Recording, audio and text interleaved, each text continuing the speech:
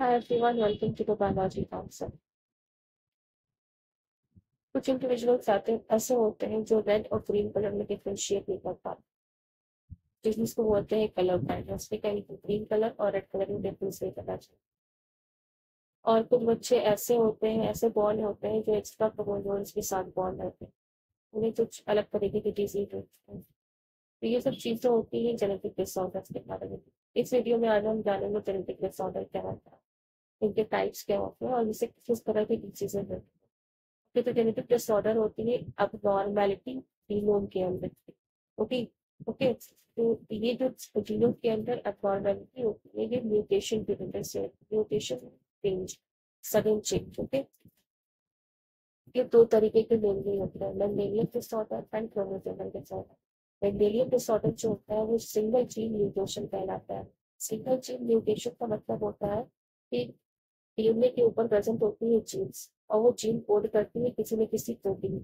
तो जब म्यूटेशन उन जीन्स में होता है तो वो प्रोटीन को कोड नहीं कर पाती और वो प्रोटीन सही से बन नहीं पाता।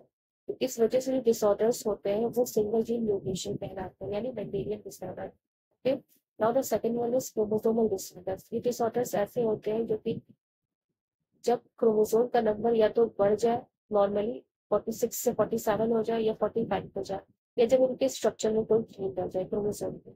ओके, क्रोमोसोम के स्ट्रक्चर में जब कोई चेंज हुआ है तो इससे डिसऑर्डर होता है cri du chat syndrome. Okay, जिसमें बच्चे की आवाज जो होती है वो बिल्ली के बच्चे की तरह लगती है, उसके रोने की तरह उसकी आवाज आती है। तो ये एग्जाम्पल है क्रोमोसोमल डिसऑर्डर। ओके, मैंने मेंडेलियन डिसऑर्डर बता दिया, वो सिंगल जीन म्यूटेशन कहलाता है। क्रोमोसोमल डिसऑर्डर वो डिसऑर्डर जो क्रोमोसोम के नंबर इंक्रीज या इंक्रीज या डिक्रीज हो गई सुनो, या उनके स्ट्रक्चर में कोई एक चेंज आ जाए, तब हो तो वो है क्रोमोसोमल डिसऑर्डर। इसके और भी एग्जांपल्स हैं like down syndrome, Patau syndrome, clipper syndrome, Turner syndromes etcetera.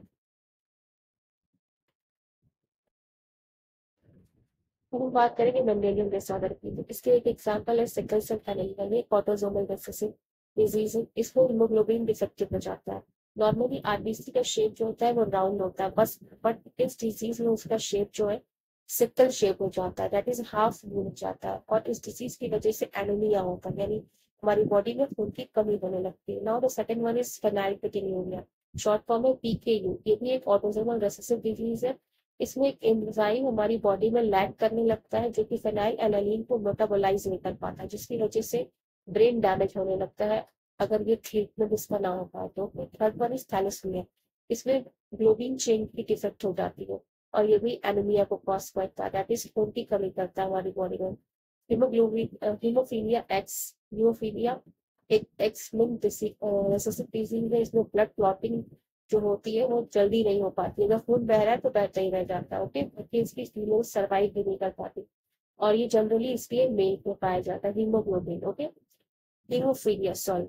Now the fourth one is colour blindness, इसके बारे में मैंने स्टार्टिंग में बात की थी। इसमें जो इंसान है वो रेड और ग्रीन कलर में डिफ्रेंशिएट नहीं कर पाता है। ये डिजीज भी जो है ये भी है x linked recessive disease. Okay, यहाँ पे जितने भी मोस्टली मैंने डिजीज बताई है मेंडेलियन डिसऑर्डर में, जनरली क्या है एक्स लिंक्ड और एक्स लिंक्ड रेसेसिव डिजीज है। Now the second is chromosomal disorder. पहला है डाउन सिंड्रोम, जिसे हम ट्राइसोमी 21 भी कहते हैं।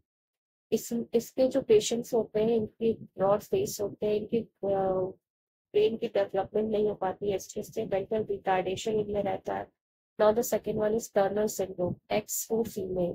इसमें स्टेराइल फीमेल्स होती है, दैट इज इन्हें जो वुमेन होती है वो फर्टाइल नहीं रहती है, इनकी भी शॉर्ट हाइट रहती है एंड वेब नेक रहती है।